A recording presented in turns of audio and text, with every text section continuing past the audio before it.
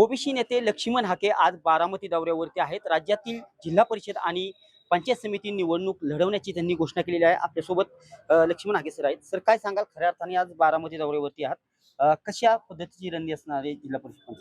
हे बघा, बारामती पंचायत समितीमध्ये जे जे कार्यकर्ते वर्षानुवर्ष काम करतात त्या कार्यकर्त्यांना हे सत्ताधारी तिकीट देत नाहीत. तुझ्याकडे पैसे आहेत का? ऐनवेळी कुठल्या तरी पॉवरफुल, ज्याच्याकडं पैसा आहे अशा माणसांना तिकीट देतात. आणि जो संघर्ष करतो, जो सामाजिक काम करतो, जो त्या त्या गटातल्या सर्वसामान्य माणसाच्या नडी अडचणीला उभा राहतो, त्या माणसांना डावललं जातं. त्या सर्व माणसांच्या मनामध्ये एक विश्वास निर्माण करायचा आणि सत्ताधाऱ्यांच्या विरोधामध्ये जे जे पक्ष, जे जे कार्यकर्ते उभे राहत आहेत त्यांना निवडणुकीला सपोर्ट करायचा, या भावनेनं मी बारामती पंचायत समितीच्या या परिसरामधल्या लोकांमध्ये, गावामध्ये भेटी देतोय. आणि पवार फॅमिलीच्या विरोधामध्ये जो कार्यकर्ता सक्षमपणे, निस्वार्थ भावनेनं जनसामान्यांच्या प्रश्नावर लढतोय, त्याला पाठिंबा द्यायला मी बारामती. सर, अनेक दिवसांपासून जे आपले दौरे राहिलेले आहेत, निवडणुकीची दिशा राहिलेली आहे, विशेषतः पवारांच्या बारामतीनंच का?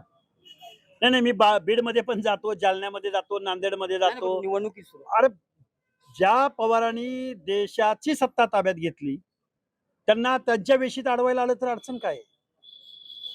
त्यामुळं पवार फॅमिलीनी या महाराष्ट्राचं काय वाटोळं करून ठेवलंय.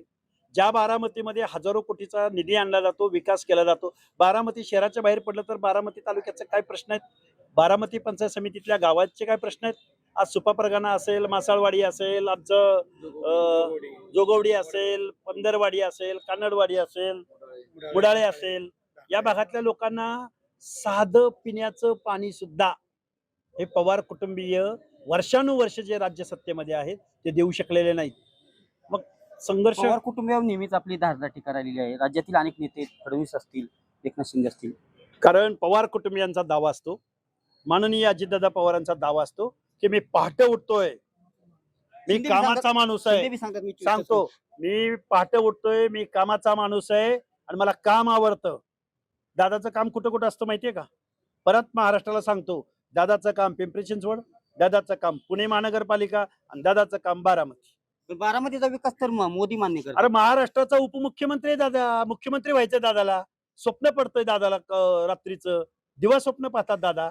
पण बारामती शहर, पिंपरी चिंचवड शहर आणि पुणे शहर, अजितदादा पवार कधी परभणी शहरामध्ये गेले का पाटाचा विकास बघायला? अजितदादा पवार कधी सोलापूरच्या नगरपालिकेचं काय चाललंय हे बघायला पाटे उठून कधी गेलेलं ऐकलंय का तुम्ही? राज्यातील सर अनेक मुख्यमंत्री झाले, अनेक नेते झाले, परंतु त्यांच्याकडे देखील राज्य होतं, जसं दादांकडे उपमुख्यमंत्री, पण त्या भागातील ते विकास करू शकले नाहीत. उपमुख्यमंत्री अजित पवार बारामतीचा विकास बघा, महाराष्ट्राचा आब आणि अदब महाराष्ट्राच्या अनेक मुख्यमंत्र्यांनी पाळलेला आहे, सांभाळलेला आहे. कधीही कुणीही आरेरावीची भाषा केलेली नाही. कधीही कुणीही कुणालाही एवढी घरामध्ये सत्ता कुठल्याही कुटुंबियानं घेतलेली राज्यात नाही. अनेक घरात सत्ता आहे. कुठल्याही पवार फॅमिली एवढी नाही. पवारांचं नाव घ्यायचं म्हणलं तर शरदचंद्रजी पवार या महाराष्ट्रामधल्या 300 ते 400 स्वायत्त संस्थावरती अध्यक्ष किंवा डिरेक्टरेट बॉडीमध्ये आहेत. 400 संस्था. असं काय तुमचं रोल मॉडेल आहे पवारांचा? किती उदाहरणं सांगू तुम्हाला? किती ठिकाणच्या स्वायत्त संस्थांच्या बायलॉज मध्ये खाडाखोड या पवारांनी केली सांगू तुम्हाला? पवार कुटुंबीय. राजकारणी म्हणले की सर अनेकांची अरे, संस्था नाही. राजकारणी रयत शिक्षण संस्थेवर काय तुमची फेलोशिप आहे, काय पीएचडी आहे तुमची? का लागतं तुम्हाला रयत शिक्षण संस्थेचं अध्यक्षपद? काय तुमचं ऊस क्षेत्रामधले काय तुमची मास्टर के? का तुम्हाला लागतं वसंतदादा शुगर इन्स्टिट्यूटचं अध्यक्षपद? का लागतं तुम्हाला बीसीसीआयचं अध्यक्षपद? का लागतं तुम्हाला क्रिकेट मंडळाचं अध्यक्षपद? कारखाना तर पवार साहेबांनी सर्वच मान्य करतात लोक. अनेक ठिकाणी काय मान्य करतात? अनेक ठिकाणी कारखाना उभं केलं. कारखानं उभं नाही केलं, दुसऱ्यांचं कारखानं ताब्यात घेतलं. पवारांनी स्वतः स्थापन केलेला मला कारखाना सांगा. बारामती परिसरामध्ये, पुणे परिसरामधले कारखान्याचे संस्थापक वेगळे आहेत, हे मला महाराष्ट्राला सांगावं लागेल ओरडून. पवार हे दुसऱ्यांच्या संस्था आयत्या उचलण्यामध्ये पटाईत आहेत. त्यामुळं कुठला कारखाना स्थापन केला पवारांनी? कुठली चळवळ महाराष्ट्रामधली पवारांनी लढली? कुठलं शेतकऱ्यांचं आंदोलन पवारांनी लढलं? किती दिवस विरोधकांची भूमिका पवारांनी या महाराष्ट्रामध्ये 95चा अपवाद, 4.5 वर्षाचा अपवाद वगळता कधी शरद पवार विरोधामध्ये बसले, पवार फॅमिली विरोधात बसले? राज्यांनी मान्य जी कारखाना असेल किंवा एमआयडीसी क्षेत्रात त्यांचं योगदान आहे हे सुरूच आहे, परंतु जनतेने देखील स्वीकारलेलं आहे. 6 वेळा उपमुख्यमंत्री पद शरद पवार, 4 वेळा मुख्यमंत्री पद राहिले, देशात संरक्षण मंत्री पद, असा अनेक पद जनतेने स्वीकारले, शेवटी लोकशाही राष्ट्र आहे. बर, तुम्ही भूतकाळ सांगितला, वर्तमान काळातलं बोलू का? पिंपरी चिंचवडमध्ये काय झालं, पुणे महानगरपालिकेमध्ये काय झालं, महाराष्ट्रातल्या आत्ताच्या नगरपालिकांच्या निवडणुका झाल्या, त्या निवडणुकामध्ये जवळजवळ 20 ते 22 नगरपालिका अशा आहेत की शरदचंद्रजी पवारांच्या पक्षाला भोपळा फोडता आलेला नाही. काय बोलतोय मी? भोपळा फोडता. वंचित आणि MIMचा परफॉर्मन्स मोठा आहे त्यापेक्षा. इतर पक्षाची तीच परिस्थिती, कुठल्या? सगळ्याच पक्षाची. हो ना, मग तेच सांगतोय तुम्हाला. तुम्ही एकतर सत्तेत आहे का ते महाराष्ट्राला सांगा, का तुम्ही विरोधात आहे ते महाराष्ट्राला सांगा. ठाकरे कुटुंबियानं विरोधकाची भूमिका स्पेस भरून काढलेली आहे. त्यांनी ठाम विरोध केलाय सत्ताधाऱ्यांना. तुम्ही काय करताय? कधी फडणवीसांबरोबर असताय तर कधी काँग्रेस बरोबर असताय, कधी उबाटा बरोबर असताय तर कधी शिंदे सेनेबरोबर. काय काही चाललंय यांचं? जनता एवढी एडी वाटते यांना? जास्त दिवस चालत नसतं. ही लोकशाही आहे. इथे जनसामान्यांच्या प्रश्नावरती तुम्हाला काम करावं लागेल. नाहीतर मी पुण्याचा दादा, मी पुण्याचा मालक, मी पिंपरी चिंचवडचा दादा, तुम्हाला कात्रचं घाट तिथल्या लोकांनी बरोबर दाखवलेलं आहे. हे मी जबाबदारीने सांगतो. मग विशेषतः BMC म्हणजे मुंबईची निवडणूक संपूर्ण देशाचं लक्ष होतं. कशी ठाकरेंनी लढत दिली, कसं पाहता तुम्ही? हे बघा, ठाकरेंनी लढत विरोधकांची चोख भूमिका त्यांनी पार पाडली. तिथल्या जनता ही त्यांच्या पाठीशी ठामपणे उभी राहिली.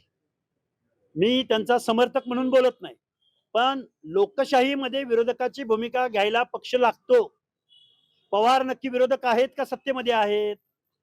सकारात्मक दृष्टिकोनातून मी ठाकरे बंधूंकडे पाहतो, विशेष करून उद्धव ठाकरेंकडे पाहतो. पण ही जी पवार फॅमिली आहे, पण प्रत्येक वाक्यात पवारांकडे रोज दिसतो. अरे मग ना दार का ना घाट का ना. पवार फॅमिलीनी ओबीसी वाऱ्यावर सोडले. काय ओबीसी बद्दल भूमिका आहे राष्ट्रवादीची? राष्ट्रवादी अजितदादाची असो किंवा राष्ट्रवादी. फडणवीस मुख्यमंत्री होते, साहजिकच आता जे आरक्षण मिळालेलं आहे, कशाला आरक्षण मिळाले? आता ओबीसी मधून आरक्षण मराठा समाजाला मिळाले. मुख्यमंत्री हे ओबीसीला आवडलं नाही ना. या राष्ट्रवादीच्या प्रचार सभांमध्ये भुजबळ साहेबांची स्पेस भरून कुठल्या नेत्याने काढली? जबाबदारी साहजिकच मुख्यमंत्र्यांची नाही. मुख्यमंत्र्यांची आहेच ना, पण तुम्ही पक्ष चालवताय ना, तुम्ही उपमुख्यमंत्री पदावर आहे ना. तुमच्या अलग, जरी तुम्ही कोअलिशन मध्ये असाल तरी तुमचा पक्ष आहे ना. तुम्ही विरोधक आहात. तुमची एक जबाबदार म्हणून माननीय शरदचंद्रजी पवारांनी सामाजिक दृष्ट्या मागासांच्या बलुत्या अलुत्यांच्या मागे जर ठामपणे उभे राहिले असते, जरांगेंचं जर पायचे पटलं नसतं, जरांगेला जर रसद पुरवली नसती, तर महाराष्ट्रातल्या ओबीसीने यांचा थोडाफार विचार केला असता. सर तिथेच फिरून येते, मुख्यमंत्री हे फडणवीस साहेब होते, आरक्षण त्यांनी दिले. 2 सप्टेंबरचा GR जरी फडणवीसांनी काढला असला तरी ती मागणी करायला लावणारे शरद पवारच होते ना. संपलेलं जरांगेचं आंदोलन परत उभं करण्यासाठी कोण होतं? शरद पवारच होते ना. आणि पवार फॅमिलीवर टीका करण्याचं कारण असं, ते कधीही सत्तेच्या बाहेर थांबले नाही. जरांगेने वेळोवेळी नाकारले, पण असं कुणाचं जरांगे आम्हाला- काही म्हणतील. जरांगेची आता भूमिका काय? ते म्हणतात भाजप आमच्यामुळे आली, परत म्हणतात दादा किंवा पवार गट आमच्यामुळे हरले. सगळं त्यांच्यामुळेच झालंय. विरोधक का हरले? तर जरांगेमुळे हरले. विरोधक सत्ताधारी का जिंकले? तर आमच्यामुळे जिंकले. त्याला भूमिका ठरव म्हणावं अगोदर. भूमिका काय त्यांनी अजून कोणती स्पष्टच केली नाही कोणत्याही बघितले ना, प्लॅटफॉर्मवर आली ना त्यांची भूमिका. ते म्हणतात आमच्यामुळे जिंकले आणि इकडे म्हणतात आमच्यामुळे हरले. नक्की कोण कुणामुळे हरलं आणि कोण कुणामुळे काय जिंकलं? सांगायचं त्यांचं? काय वाटतं? काय सांगायचं त्यांना? बावळट माणूस आहे शुद्ध. आज महाराष्ट्रामधलं ओबीसीचं आरक्षण संपवण्यामध्ये आज संपलेलं आहे. पुण्यामधल्या 41 ओबीसीच्या जागापैकी 44 नाही 41 ओबीसीच्या जागा, त्यापैकी 30 जागा ह्या फक्त मराठा कुणबी या लोकांनी घेतलेल्या आहेत. बाकीच्या 450 जातींना गाजर देण्याचं काम इथल्या सत्ताधाऱ्यांनी, विरोधकांनी, इथल्या राज्यकर्त्यांनी दाखवलेलं आहे. आम्ही ओबीसी बांधवांना गेल्या 2-3 वर्षापासून आतडी तुटुस्तर ओढून सांगतोय, तुमचं आरक्षण संपलंय, तुमचं आरक्षण संपलंय, जागं व्हा, जागं व्हा, जागं व्हा. पण ओबीसी बांधवांनी पिंपरी चिंचवड, पुणे, मुंबई, अजून कुठली शहर, सर्वच पक्षातल्या बीजेपी असेल, राष्ट्रवादी असेल, शिव सर्वांनीच ओबीसी जागेवरती मराठा उमेदवार दिले असेल, असं आहे का? असा दावा आहे ना आमचा, आहे तसा. म्हणून तर ओबीसीना सांगतोय ना, म्हणून तर आम्ही या शोषितांची, वंचितांचीच लढाई लढतोय ना.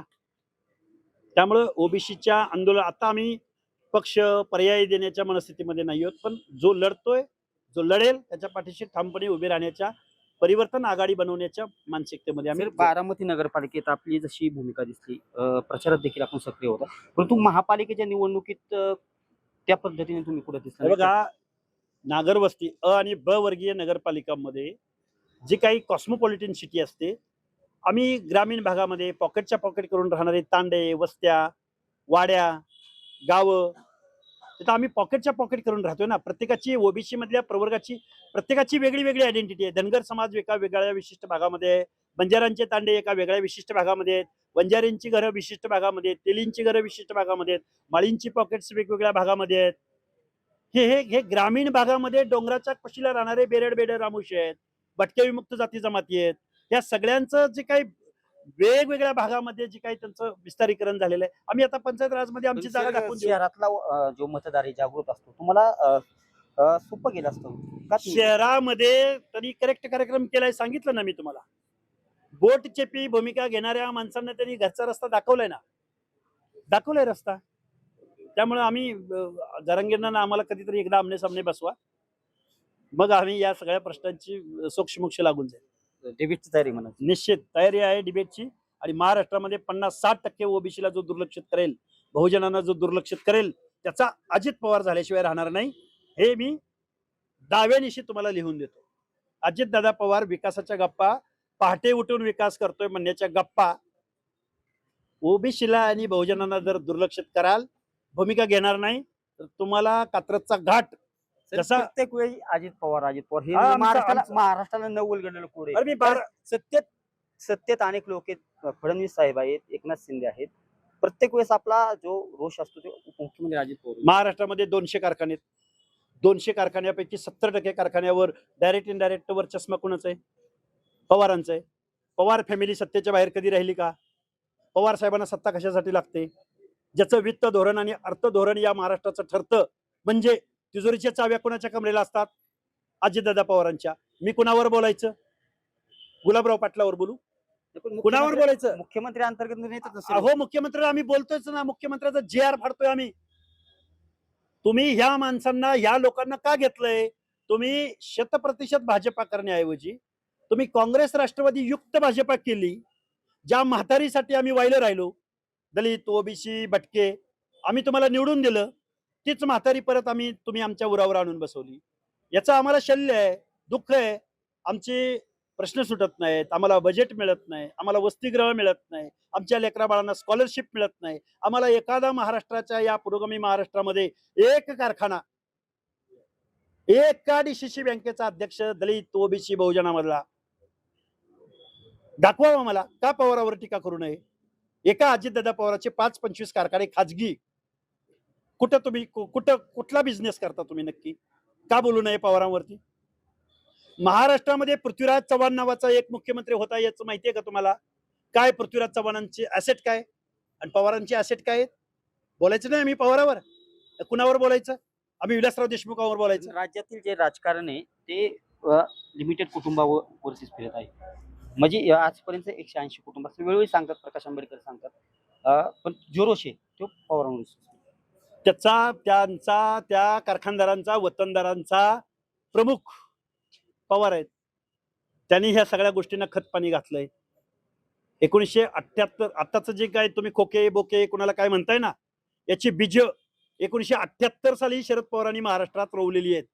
पाठीत खंजीर कुपासला म्हणताय ना, तेव्हापासून महाराष्ट्राचं हे काय कुठलं ग्रहण, खग्रास ग्रहण, कुठलं हे ग्रहण लागलंय महाराष्ट्राला. हे पवार नावाचं ग्रहण लागलंय महाराष्ट्राला. हे आणि त्या ग्रहणामुळं इथला शोषित, वंचित, पीडित, दलित, मराठवाड्यातला, विदर्भ, मराठवाड्यातली जनता अनुशेष आहे आजही त्यांच्यावर. आजही त्यांना बजेट मिळू शकत नाही, तिथल्या योजना मार्गी लागू शकत नाहीत. हे ग्रहण आहे महाराष्ट्राला लागलेलं. पुन्हा एकदा चर्चा होती योगेंद्र पवार आणि जय पवार यांचं जिल्हा परिषदेसाठी नाव चर्चेत आहे. कसं बघतो? जय पवारांचं लग्न कुठं झालं? बहरीनला झालं. मग हे पंचायत समितीमध्ये येऊन काय करणार पवार फॅमिली? माझी पंचायत समितीमधल्या सगळ्या जिथं कोण युगेंद्र पवार उभारणार, युगेंद्र पवारांच्या विरोधामध्ये त्या गटामधला पंधरे गटात जर उभे राहिले, त्यांचा करेक्ट कार्यक्रम 15 गटात केला जाईल. सामान्यातला सामान्य कुटुंबामधला पोरगा आम्ही तिथं निवडणुकीला उभं राहू आणि आम्ही त्या माणसाला निवडून आणू. योगेंद्र पवारांनी सर विधानसभा लढवली, लोकांच्या संपर्कात आहेत ते, अनेक दिवसांपासून निवडणूक लढवली, तसं काय वावगं नाही. निवडणूक लढवणं वावगं नाही, आहेत ते कार्यक्रम. माणसाने मत का द्यावं हे वावगं आहे ना. तुम्ही बहरीनला लग्न करणार असाल तर आम्ही का मत द्यावं तुम्हाला? अरे आम्हाला कुठेतरी खायला मिळालं असतं ना, थोडंसं त्या पंक्तीत बसायला मिळालं असतं ना. पवारांच्या घरची पंगत, तुम्हीच आमच्या पंक्ती जेवणार कायम, तुम्हीच आमच्या कंदुरीला, बोकडाच्या कार्यक्रमाला तुम्हीच येणार, तुम्हीच आमची मतं घेणार. तुमचं काय? त्यामुळं आमचं म्हणणं एवढंच आहे, अरे आमचे प्रश्न, आमच्या समस्या, आमच्या गणातल्या अडचणी आम्हाला मांडू द्या ना. सगळं तुम्हीच, कारखान्याचा अध्यक्ष तुम्हीच, राज्यसभेत तुम्हीच, उपमुख्यमंत्री पदावर तुम्हीच, खासदार, सगळं तुमच्याकडेच. काय नॉलेज आहे तुमचं? असं कुठं PhD करून आलाय? त्यामुळं सर्वसामान्यांचं प्रतिनिधित्व, ज्या गणातला, ज्या गटातला त्या तिथलाच माणूस पुढे येईल, की जेणेकरून त्या तिथल्या लोकांच्या समस्या, अडचणी तर त्याला माहित पाहिजेत. पवारांचं विशेषतः ग्रामीण भागावरती व जिल्हा परिषदवर स्थापन झाल्यापासून सत्ता त्यांची, दोन्ही पवार आता एकत्र झाले आहेत. कसं पाहता? दोन्ही पवार यांना एकत्र होऊ द्या, नाही तर अजून कुणाला एकत्र आणू द्या. ज्या पुण्याच्या जनतेने कात्रचा घाट दाखवलाय तेच पंचायत राज आणि जिल्हा परिषदामध्ये पवारांच्या बाबतीमध्ये होईल, एवढं मी दाव्यानिशी सांगतो. नक्कीच हे ओबीसी नेते लक्ष्मण हाके होते. खऱ्या अर्थाने बारामतीत तसेच राज्यात ज्या निवडणुका होत आहेत यामध्ये उमेदवार उभे करून निवडणूक ताकदीने लढणार असं लक्ष्मण हाके यांनी सांगितलेलं आहे. दीपक कापरे, TV9 मराठी, बारामती.